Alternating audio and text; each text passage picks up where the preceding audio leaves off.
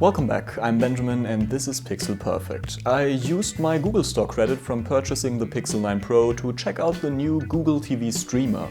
The streaming device is meant to replace the Chromecast with Google TV lineup.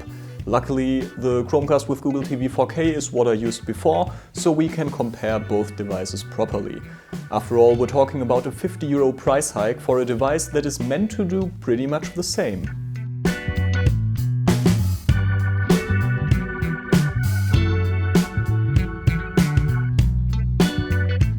While the purpose may be identical, the gadget itself changed quite drastically. The Chromecasts were meant to be hidden behind the TV, basically just dangling out of the HDMI port. The Google TV streamer is supposed to sit right in front of your TV instead. This also means that the permanently installed HDMI cable is gone, and Google wouldn't be Google if that wouldn't mean that you have to buy one yourself. An HDMI cable is necessary to start using the device and should be included in the box. At least they didn't forget about the color-matched batteries for the remote, which I already loved about the Chromecast with Google TV. Talking about the remote, it apparently grew alongside the streaming device and features an additional row of buttons. The volume controls were removed from the side of the remote and the home button changed place with the Google Assistant button. It makes sense to have home right next to the back button, but this change is one that I still haven't gotten used to. Besides, I like the new remote a lot better. It also features a small speaker to play a chime when you can't find your remote. The new form factor offers additional space and Google used it to include an Ethernet port. Because of that, they apparently forgot about wireless connectivity. This brand new device only supports Wi-Fi 5 and Bluetooth 5.1 isn't quite the newest version either. But more about that in a moment.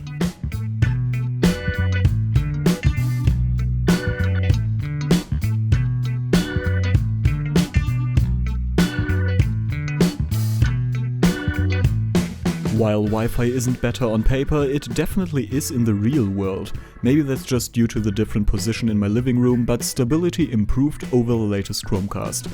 The Google TV streamer also acts as a Meta hub and as a thread border router.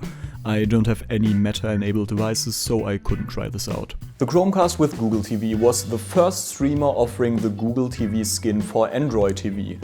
All of this is very confusing because Android TV initially launched as the successor of Google TV. And then Google decided to revive the Google TV brand and make it a skin for Android TV. However, the normal customer doesn't have to worry about this. Google TV is a great operating system that offers many features. The Google Play Store is available to download apps and you can even sideload APKs if you want.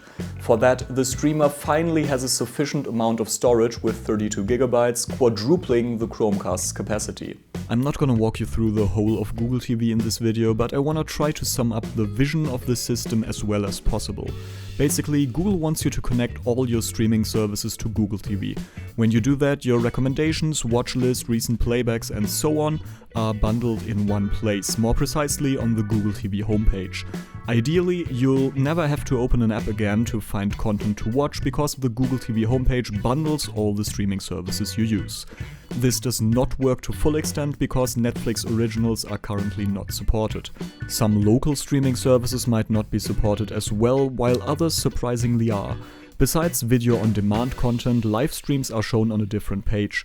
All of this works very well and I usually start watching from the Google TV homepage without manually opening an app. If you don't want all of this, app-only mode is what you're looking for. On the Google TV streamer, the system responds a lot quicker than it did on the Chromecast with Google TV.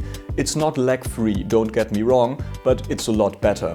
For example, multitasking actually works reasonably well this time.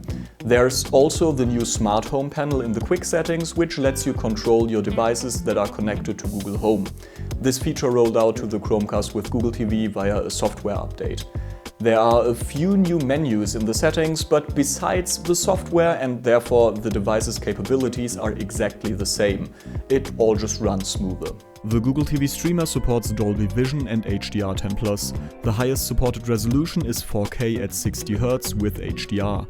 When it comes to audio, stereo PCM, multi-channel PCM and Dolby Digital are transcoded to Dolby Digital Plus. Dolby Digital Plus is supported, as is Dolby Atmos. True HD pass-through is not supported. Not that anyone cares about this as much as I do. If you prefer wireless audio, headphones can be connected via Bluetooth. I do that with my Google Nest Mini stereo pair, but depending on the app I use, the delay can be very much noticeable. From my experience, Netflix is worse than Disney Plus and YouTube is the best. I would love to see a proper implementation of sharing the audio stream from the Google TV streamer to multi-room speakers.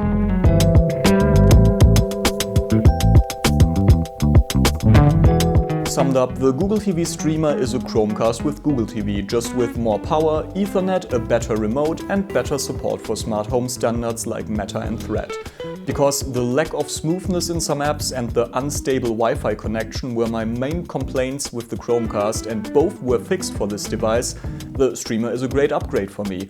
I still hope that Google will offer a more affordable entry-level version of this product. And please bring back the Chromecast audio.